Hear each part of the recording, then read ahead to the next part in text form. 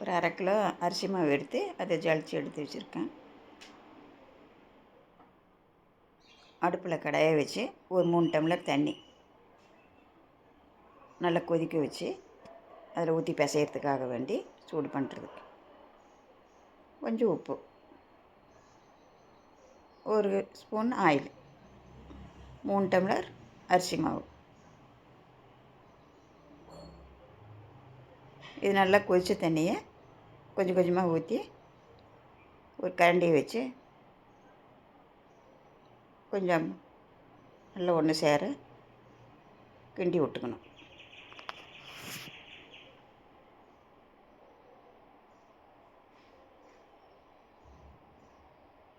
இன்னும் கொஞ்சம் பத்தலைன்னா இன்னும் கொஞ்சம் கிண்டி நல்லா ஒன்று சேர பரட்டி விட்டு ஒரு 5 நிமிஷம் ஒரு தட்டை போட்டு மூடி வச்சிடணும். நல்லா கொஞ்சம் சூடு ஆறினோடனே நல்லா ஒன்று சேர பிசைஞ்சு விட்டு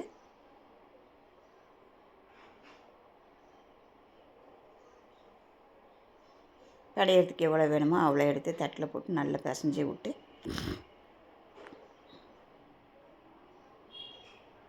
இந்த பதத்துக்கு எடுத்து வச்சுக்கணும்.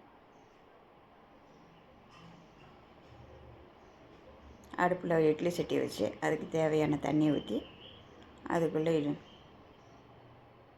இடியாப்பம் குழாயை எடுத்து கொஞ்சம் எண்ணெய் தடவி எடுத்து வச்சுக்கணும். பிசைஞ்ச மாவை எடுத்து எவ்வளோ அதில் போட முடியுமோ அவ்வளோ எடுத்து போட்டு இட்லி தட்டில் துணியை போட்டு அதில் பிழிஞ்சு விட்டுறணும்.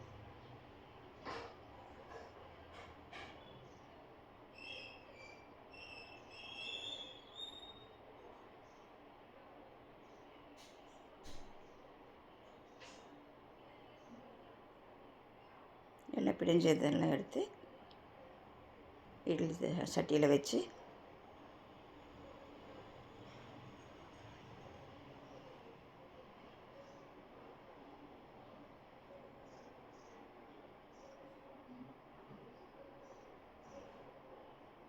மூடியை போட்டு ஒரு 10 நிமிஷம் வேக விட்டு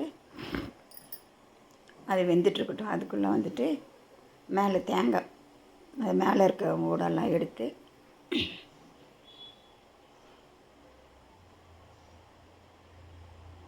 எல்லாம் அடியில் கொஞ்சம் திப்பி மாதிரி இருக்கும், அதை எடுத்து சுரண்டி தண்ணி ஊற்றி கழுவி எடுத்து வச்சுட்டு மிக்ஸி ஜாரில் போட்டு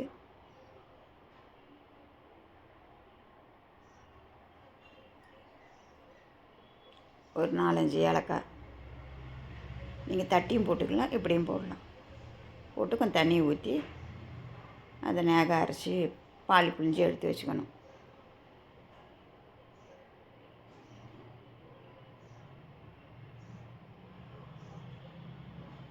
எல்லாம் தேங்காயெல்லாம் பால் பிழிஞ்சு எடுத்து வச்சுட்டு நான் நாட்டு சர்க்கரை போடுறேன். உங்களுக்கு வேணும்னா வெள்ளை சர்க்கரையை கூட போட்டுக்கலாம்.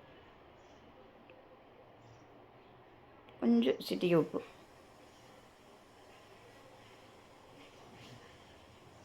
போட்டு எல்லாம் ஒன்று சேர கலந்து விட்டு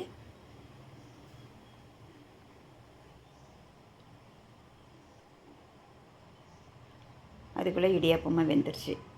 அது ஒரு 5 நிமிஷம் ஆற விட்டு தட்டில் எடுத்து வச்சு தேங்காய் பால் ஊற்றி எடுத்து வச்சா இடியாப்பம் தேங்காய் பால் ரெடி.